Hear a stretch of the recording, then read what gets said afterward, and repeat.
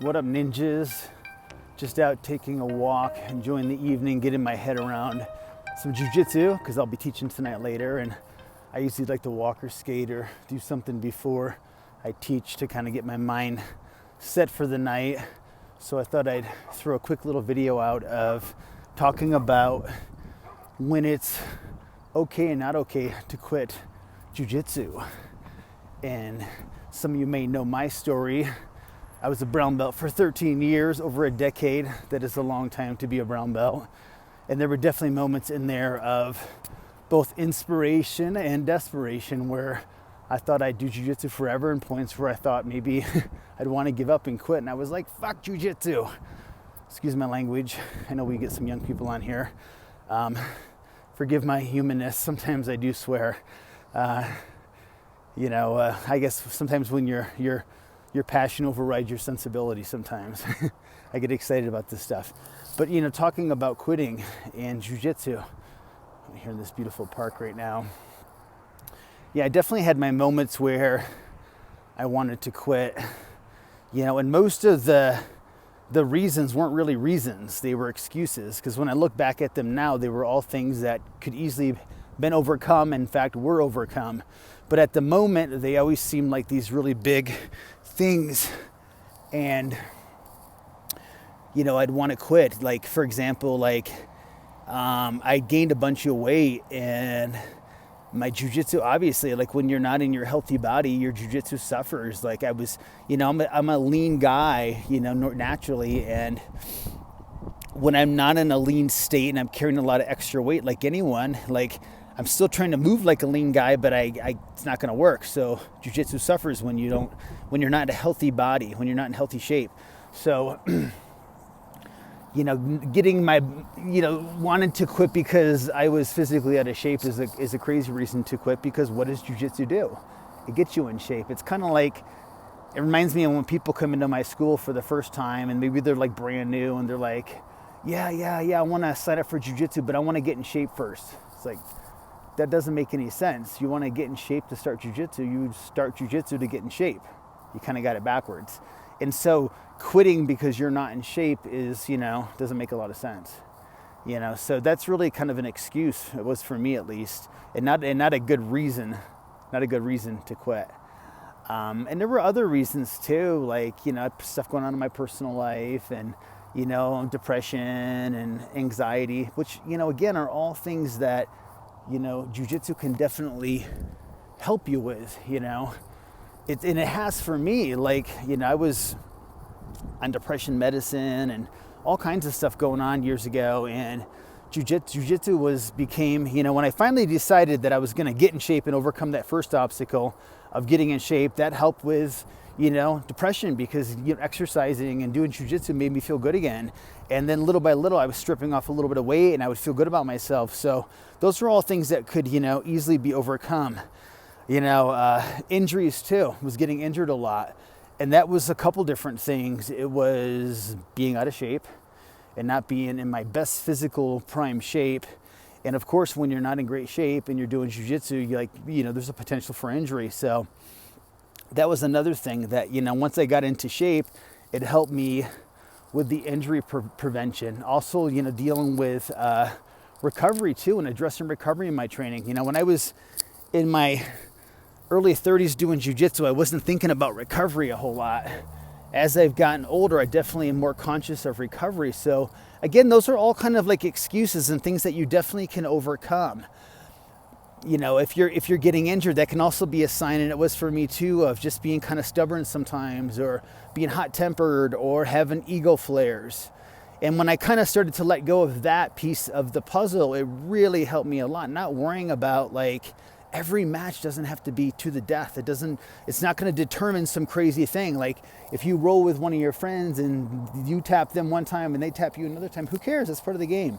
It's when you're resistant to that and you're fighting that all the time that there's a potential for injury. So, building a sustainable practice for yourself means recovery. It means being mindful of how you train, not going 100% all the time, and, not tearing your body down. And those are all things that are going to help prevent, injuries and keep you safe on the mats and make you not want to quit jiu-jitsu.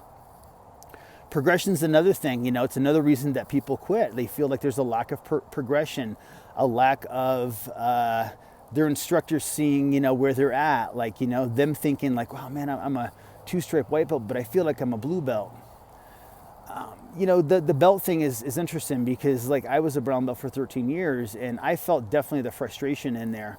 There were people that started training with me when I was a brown belt back in 2001 when I got my brown belt, and they had started as a white belt at that time, and they continued their training, and I had moved and stuff, so like I wasn't in contact with some of those people anymore, but they continued training, which is awesome, and they went on to get their black belt while I was still a brown belt 13 years later. And I was always I was psyched for them, but always a little sad for myself. It's like, man, when is this ever going to happen? But truth be told, I wasn't taking personal responsibility for myself to advance my training. If you feel like you're not progressing, talk to your professor. If you feel like you're not going to progress in the environment that you're in, maybe it's time to change the environment and find a new school, maybe move to a different school or find a different professor or something like that. So, if there's a lack of progression, that's usually a lack of conversation with your professor and really kind of getting to the root of what's going on. And it's not a conversation of, why am I not a blue belt? Why am I not a purple belt? The conversation is, what do I need to be doing to progress in my training? And some of that could be scheduling a private lesson with your instructor, so that way you're getting some time alone with them where you can really spend some time working on what you need to work on to progress. So it's not like a quick conversation after class. I would say schedule a private lesson and talk to your professor. And again, if it's the environment and you just don't feel like you're going to advance where you are, maybe it's time to find a new school and time to move on. So those are all kind of things to think about. Progression can be dealt with. Not being in physical shape can be dealt with. If the environment's not right, maybe you change the environment. If it's a financial thing, that gets tricky. Like if you're like, I just can't afford jiu-jitsu anymore. Like I need to feed my kids, I need to put gas in my car. Totally get that. Jiu-jitsu is not a cheap martial art. But the value of what you're getting out of it is more valuable than a lot of things. So look at your lifestyle. Like, am I spending, money on Starbucks every day? Maybe if I curb my coffee habit, that money could go towards jiu-jitsu, right? But if it's a situation where like you can't feed your kids, then yeah, maybe jiu-jitsu is not the right thing right now for you. The good thing is there's a lot of online resources. I mean, my YouTube channel has like 400 videos on it. It's all free. Get some buddies together, get a few puzzle mats and just roll with a few friends if you can't financially do it right now. But, just because you can't pay for it doesn't mean that like you can't be resourceful and find people to train with. Maybe you talk to your instructor and say, can I pay, if you're having financial troubles, can I pay like half for tuition and can I work the rest off? Can I come to the school and clean the school? Can I go hand out flyers? What can I do around here to help out? Maybe you have a skill set that's necessary in your school. Like maybe you're an electrician and they want to do some stuff in their school, or maybe you're a plumber and they need help with plumbing, or whatever it happens to be. Those are all things that can be traded and, can make it so that you can train. So be resourceful and, don't give up. But when is it okay to quit? Man, most situations I would say it's not. It's only okay to quit is if like, you're hurting a lot of people. Let's say, when we think about like, injuries and stuff, we're always talking about not getting hurt. Well, there's the other side of the coin, the person who's hurting people. And if you're having ego flares to the point where like you can't control yourself, or there's other things going on that make it difficult for you to roll at a safe level, then maybe you need to think about stepping off the mats.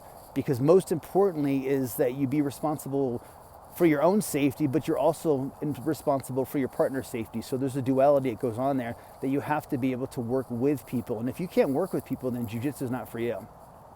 Because, jiu-jitsu is ultimately about working with everybody, because you can't do it by yourself. All right, so those are lots of things to think about. Stay on the mats. This was a fun little conversation. I hope it's helpful for you. Check out my instructionals, the Bone Breaker and the Headhunter. I put a lot of effort into those. They're combined about 7, almost 8 hours of instruction, lots of details, lots of good stuff. I've got more stuff coming out soon, some awesome instructionals coming out in the very near future, so look for them.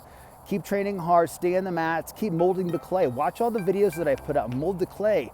Like go and practice the techniques. Don't sit at your computer and go, that ain't gonna work. You know, go and drill the move, go play with it and see what you come up with, and then share it with us. And share your experiences with us too, so we can share them with the world. Awesome, guys. We'll see you on the mats. Os.